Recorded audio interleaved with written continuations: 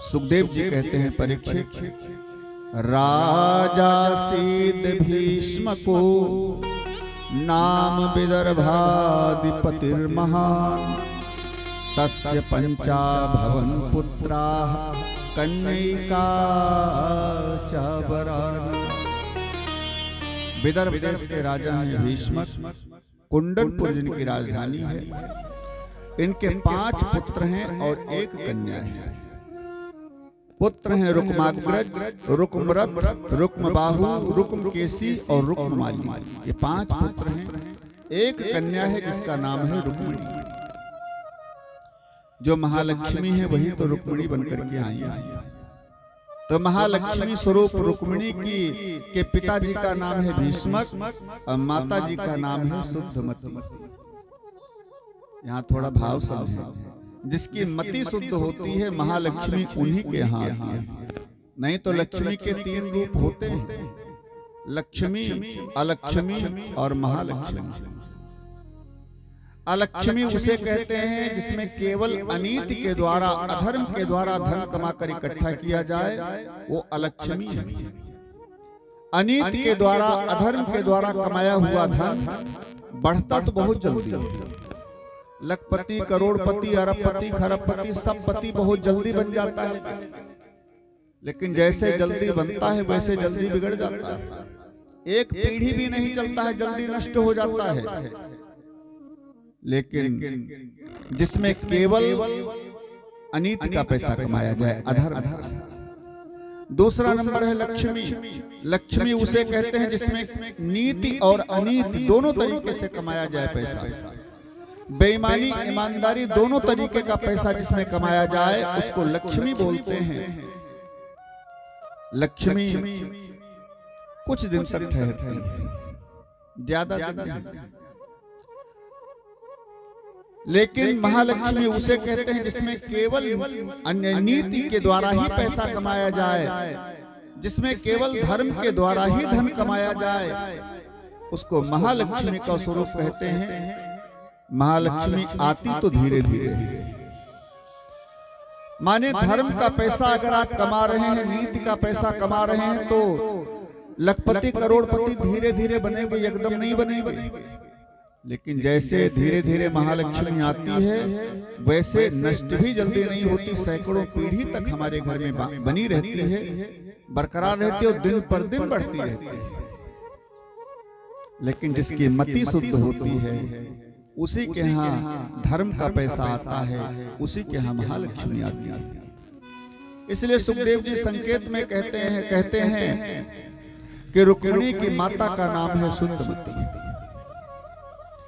अब समझें, रुक्मिणी का बड़ा भाई रुक्म चाहता है कि शिशुपाल से ब्याह हो। चेद देश के राजा शिशुपाल जो दमघोष का पुत्र है उसके साथ मेरी बहन रुक्मिणी का विवाह हो। लेकिन रुक्मिणी चाहती है कन्हैया से विवाह हो। यहाँ रुक्मिणी ने बात पक्की कर लिया शिशुपाल के विवाह के साथ। शादी का मुहूर्त निश्चित हो गया, बारात आने वाली है। रुक्मिणी को बड़ी चिंता, अपनी भाभी के पास आई, रुक्मिणी की पत्नी के पास आई और कहती, भाभी मैं तो कृष्ण को चाहती हूँ, द्वारिकाधीश को चाहती हूँ, लेकिन मेरे भाई ने चंदेरी के राजा, चेद देश के राजा के साथ विवाह निश्चित किया है, क्या करूं? रुक्मिणी की पत्नी ने कहा, रुक्मिणी तुम शीघ्र कन्हैया के नाम एक पत्र लिखो कृष्ण के नाम, और वो पत्र भेज करके संदेशा भेज दे, आगे कन्हैया जाने। रुक्मिणी ने तुरंत 7 श्लोकों का पत्र लिखा, 7 श्लोकी पत्र एक ब्राह्मण को दिया, ले जाकर के दे आओ प्रभु संदेशा। सुदेव नाम का ब्राह्मण संदेशा लेकर के आया, द्वारिका में भगवान से मिला। भगवान ने बड़ा स्वागत किया, सिंहासन पर बिठाया, चरण धोए, हालचाल पूछा, भोजन कराया। और भोजन कराने के बाद भगवान ने कहा, महाराज कैसे आए?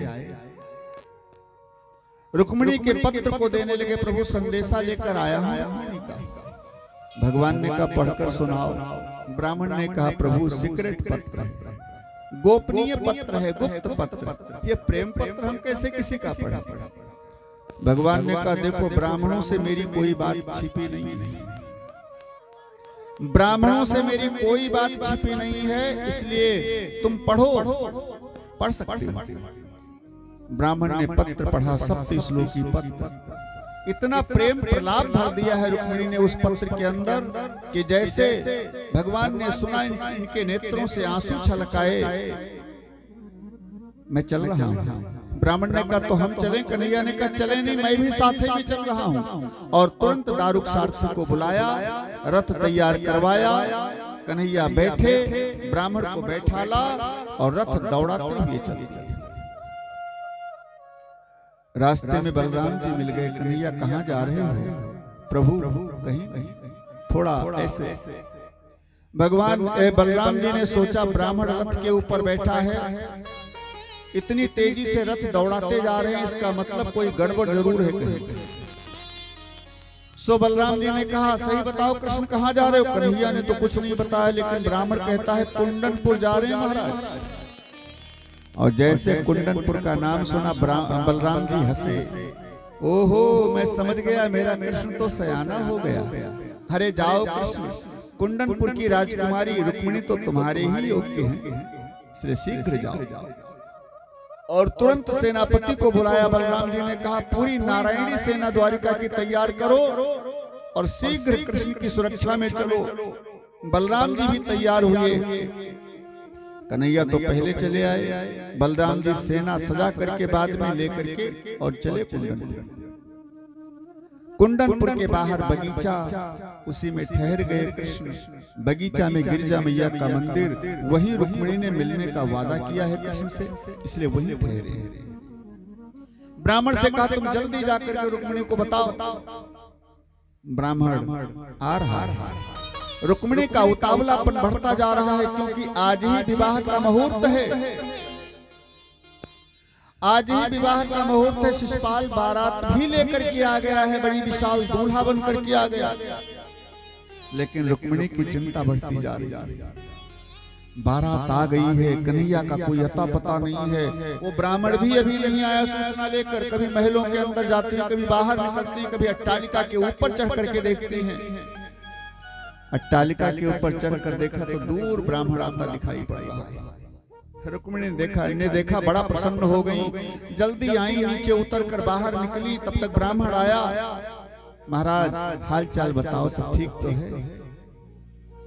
सूचना दे आए?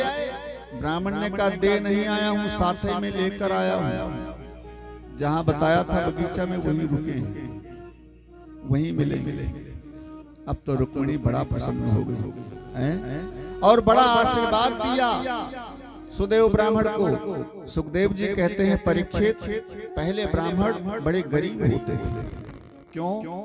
भृगु ऋषि ने जब भगवान नारायण की छाती में चरण प्रहार किया, बच्च पर जब चरण प्रहार किया तो लक्ष्मी जी नाराज हो गई। मेरे स्वामी को लात मारी है, मैं ब्राह्मणों के घर नहीं जाऊंगी। तब से लक्ष्मी जी ब्राह्मणों के यहाँ नहीं जाती। लेकिन जब आज इधर उधर दौड़ धूप करके रुक्मिणी जी का जोड़ा मिला दिया भगवान कन्हैया के साथ, तो महालक्ष्मी प्रसन्न हो गई और तब से ब्राह्मणों के यहाँ भी जाने लगी।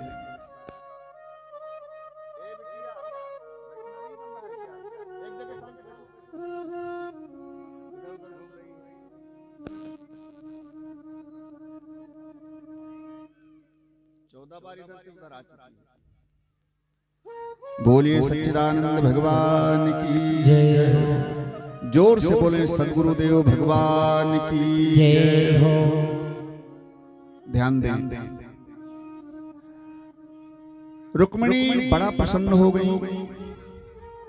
इधर शिशुपाल के पास उसका गुप्तचर आया। शिशुपाल तो दूल्हा बना हुआ जनवासी में बैठा है। शिशुपाल का गुप्तचर आया, कहा महाराज मैंने नगर के बाहर कृष्ण को घूमते हुए देखा।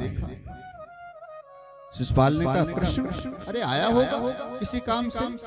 गुप्तचर ने कहा महाराज मैं जानता हूं, दूल्हा पक्ष वालों ने उसे बुलाया नहीं और लड़की पक्ष वालों ने भी उसे बुलाया नहीं, तो बिना बुलाए कृष्ण जैसा जानकार और कृष्ण जैसा स्वाभिमानी पुरुष नहीं आ सकता महाराज। कृष्ण इस शादी में आए हैं, इसका मतलब कुछ गड़बड़ जरूर है। शिशुपाल ने कहा गड़बड़ क्या हो सकता है बताओ। क्या गड़बड़ यही हो सकता है महाराज, मुझे तो ऐसा लगता है कहीं बिना दुल्हन के तुम्हें वापस न जाना पड़े। अब तो शिशुपाल रोने लगा, अगर ऐसा हो गया तो मैं कहीं मुंह दिखाने के लायक नहीं रहूंगा। बाराती खड़े हो गए, अरे हम खाने थोड़े केवल आए हैं, जौहर भी दिखाएंगे, चिंता मत करो, हम रुक्मिणी की सुरक्षा में जा रहे हैं। और शिशुपाल की पूरी सेना ने मंदिर को घेर लिया। रुक्मिणी सखियों के साथ मंदिर में गिरजा मैया को पूजने के लिए चलती हैं। मंगल गीतों का आनंद लेती हुई रुक्मिणी को लिए जा रही हैं सखियां। धीरे चलो सुकुमारी खुशी की आई घड़ी, धीरे धीरे चलो सुकुमारी खुशी की आई घड़ी, धीरे धीरे।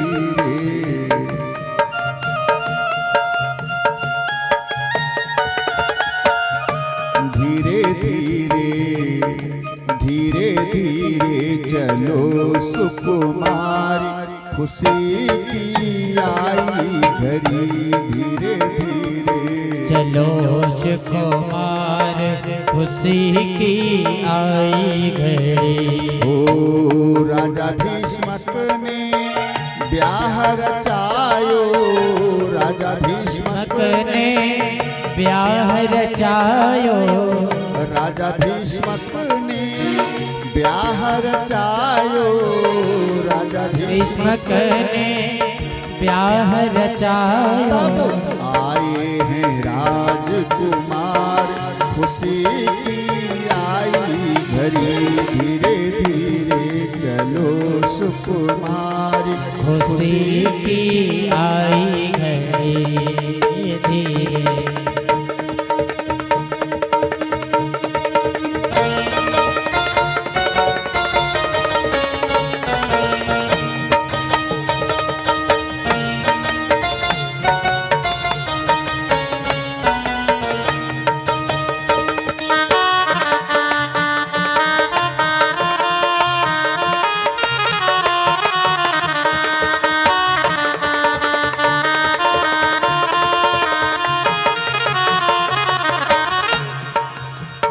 घर घर मंगल कलश सजे हैं, घर घर मंगल कलश सजे हैं, बंधन वारे द्वार बंधे हैं, बंधन वारे द्वार बंधे हैं। मंगल गायन करी खुशी की आई घड़ी, धीरे धीरे चलो सुकुमार खुशी की आई घड़ी, धीरे धीरे चलो सुकुमार खुशी की आई घड़ी, धीरे धीरे चलो सुकुमार खुशी की आई घड़ी, खुशी की आई घड़ी, ओ खुशी की आई घड़ी।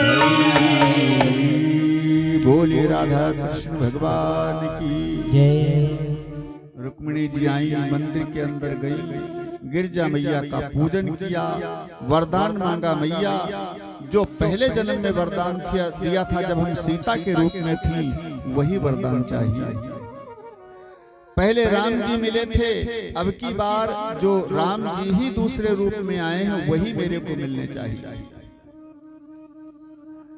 माता जी का आशीर्वाद मिला। रुक्मिणी पूजन थाल लेकर मंदिर से बाहर निकली।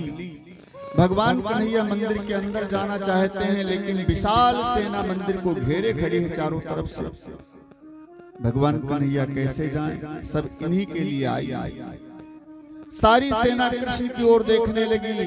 कन्हैया ने धीरे से मुस्कुरा दिया, और जब मंद मंद मुस्कुराए तो इनकी मुस्कुराहट में ही तो मोहिनी मंत्र है, जादू है। ऐसा मुस्कुराए कि एक बिजली के जैसी चमकी और सब मंत्र मुग्ध हो गए। जैसे मूर्ति खड़ी होती है ऐसे खड़े रहे, केवल कृष्ण की तारीफ कर रहे हैं। लेकिन मैं क्या करने आया था, क्या करना चाहिए, सब भूल गए। भगवान कन्हैया रथ से नीचे उतरे और मंदिर की ओर चले। सारी सेना तारीफ कर रही है, चाल कितनी सुंदर है। एक ने का चाल देख रहे हो, जरा देखो चरण पादुका इसकी कितनी सुंदर है। एक कह रहा है चरण पादुका बाद में देखना, पहले देखो पीतांबरी कैसा लहरा रही है, मालूम पड़ता है नीले आकाश में पीली बिजली चमक रही हो ऐसी।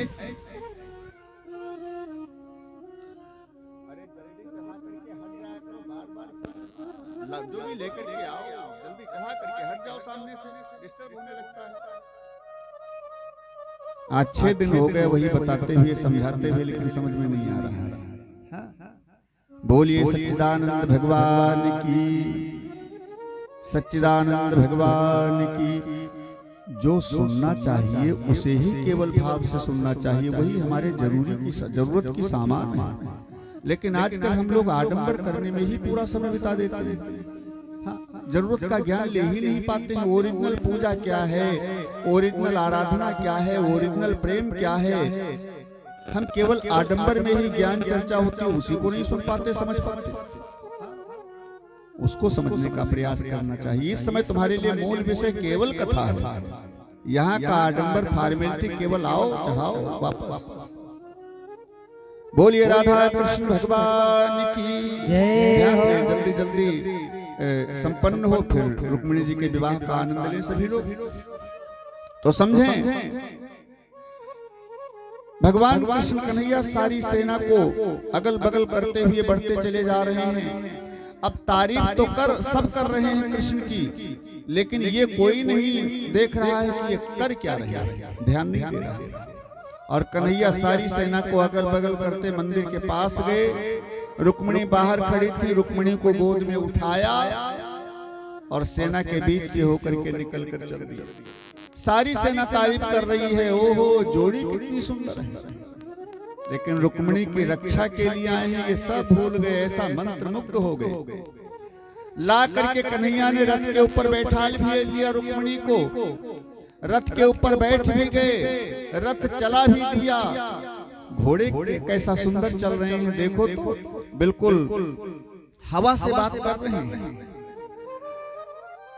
तब तक एक ने कहा, अरे रथ में की ध्वजा में देखिए गरुड़ जी बैठे, गरुड़ ध्वज है।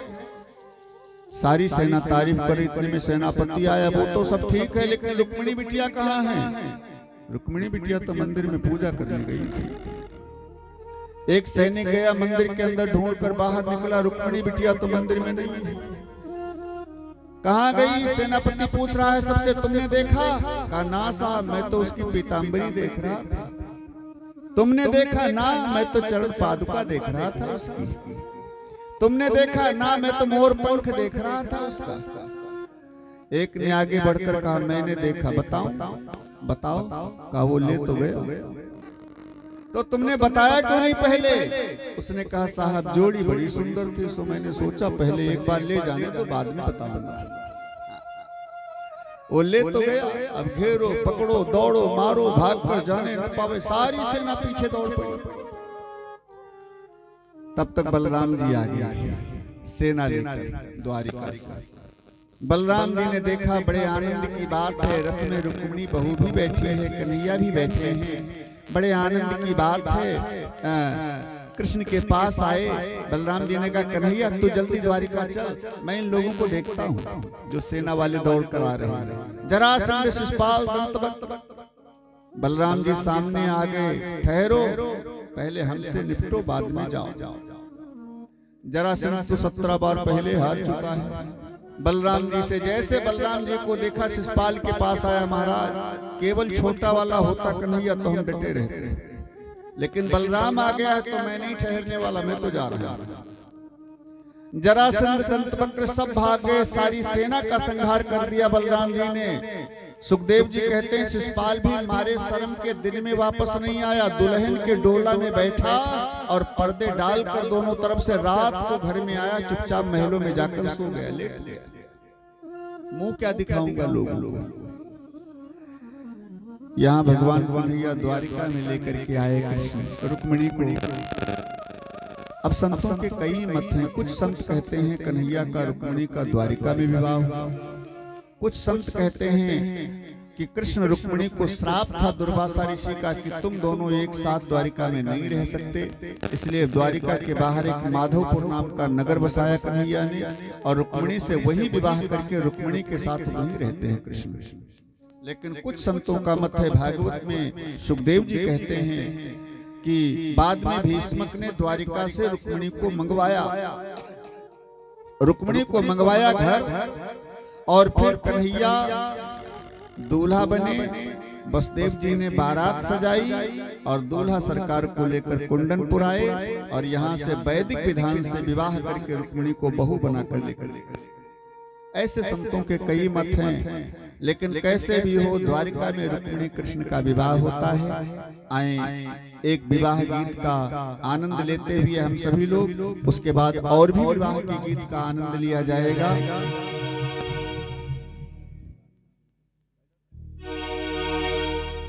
आए हमारे ढोलक वाले भैया शिवम भैया से